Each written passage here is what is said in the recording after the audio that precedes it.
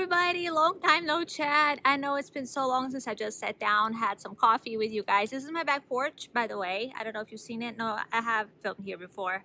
And I am braving the bugs because I'm a very bug sensitive person to bring you this video, trying to be springy. This braid was actually brought to you by my daughter, my 8-year-old. She's gonna be a hairstylist one day, I just know it. But this video is supposed to be a long overdue life update, more specifically hearing aids update, because I've had these. Let me show you. They're so tiny you can't see them, right? And I want to put it back on because I'm much more comfortable with them on. I have one in each ear, and yeah, they feel part of me now. Kind of like my glasses feel part of me. Like when people compliment me on my glasses, like I'm like, oh yeah, I have glasses on. Like they don't feel like a fashion statement to me because they're just, part of me. They're like a removable part of my body. And the hearing aids, they feel the exact same way. I remember when the idea of putting on hearing aids first was brought up to me by my audiologist, and I was like, oh no. I was really worried that people would look at me differently when they saw or when I had to bring up that I was a hearing aids wearer, because just because you put your hearing aids on doesn't mean that you'll never have to ask people to repeat themselves, sadly. I mean, it's like turning on the volume on the TV. Everything gets louder, so if in a crowd, like, you can hear everybody, so you need to be very mindful of who you're gonna focus, what you're gonna focus your hearing on. On those first days, like shuffling through paper, if somebody was flipping pages on a book next to me, that would drive me crazy, for you to have an idea. My ears were still getting used to hearing, and it was like, and I heard myself kind of like I had a little Britney Spears mic on, so that was odd too. That was just at the beginning. Right now I don't feel like that at all. I don't feel like I'm talking on a mic. Everything just seems normal, but still I still need to ask people to repeat themselves sometimes, and I still, like, if somebody's speaking softly, I still read lips a lot. So where I'm getting at is that my hearing is pretty good for, friends, family interaction. But for therapy sessions, it can become a problem. And even when it's not a problem, like if I completely hear everything that is being said, a lot of times stress, or, even not just stress, but just being highly concentrated on something like a client, it can put a lot of strain on my ear muscles. I don't know if I'm saying that right, but that's how it feels to me. Like I get really sore all around my ear. I wish the soreness was it. I wish, oh my gosh, there's a huge ant. Good, we're good, no ants.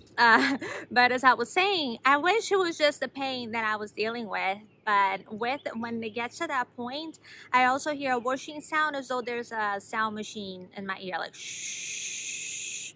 And then, of course, now I really can't hear the client very well. The worst part is that I would get home just completely, my ears were completely useless at this point, and then I would get my kids from school and I would ask them how their day was, and I would actually hope that they wouldn't talk much, and it would break my heart because I wanted to know how their day was, but I couldn't. There was only so much I could handle hearing wise at that point. And it made me start thinking, what am I doing? Like, what if I have limited hearing capacity that I can hear comfortably? Like, where should I spend this at? All of this made me start thinking of how we can have an idea of what we should be able to do. It might not match with the way we are, with our physical capabilities, or, where we're at. Sometimes it's really scary. It's not sometimes, it's always really scary to face our limitations and just say, hey, yeah, this is not working.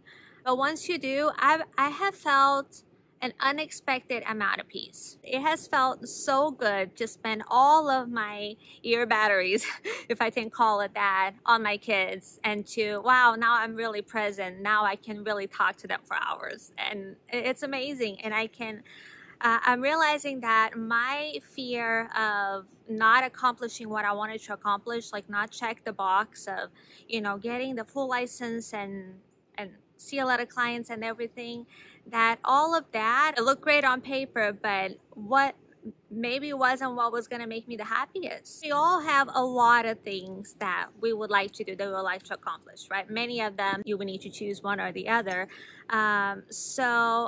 I would invite you to think with me as I'm thinking right now, and it's been doing me really good. What brings you the most peace? Also, what brings out the best you? Because I was realizing that with the hurdle that I had to go over, am I saying that right? The hurdle to go over.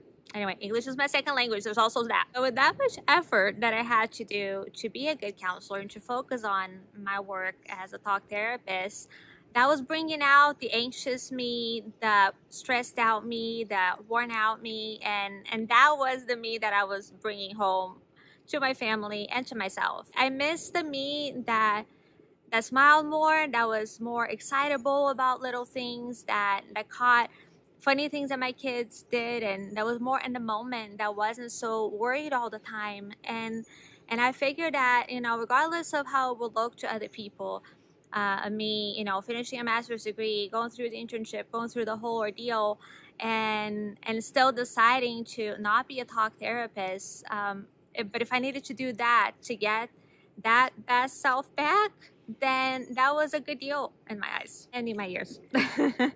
So yeah, guys, now what's next? I mean, the knowledge that I gained with this degree, like, I can't unknow it. Like, it's part of me, and I thoroughly enjoyed it. And I love therapy. I love mental health, and I love people. So I'm still going to be talking about it here on the channel.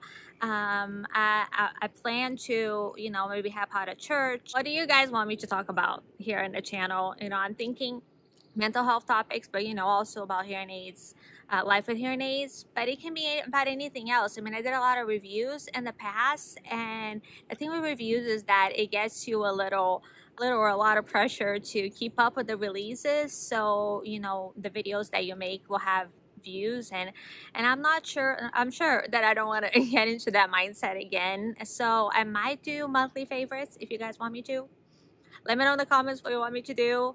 And thank you for listening to me today. I feel good having talked now. This was like a therapy session. As usual, I can't believe it's been so long since I've said this. Click the like button if you like this video. Click the subscribe button if you haven't already.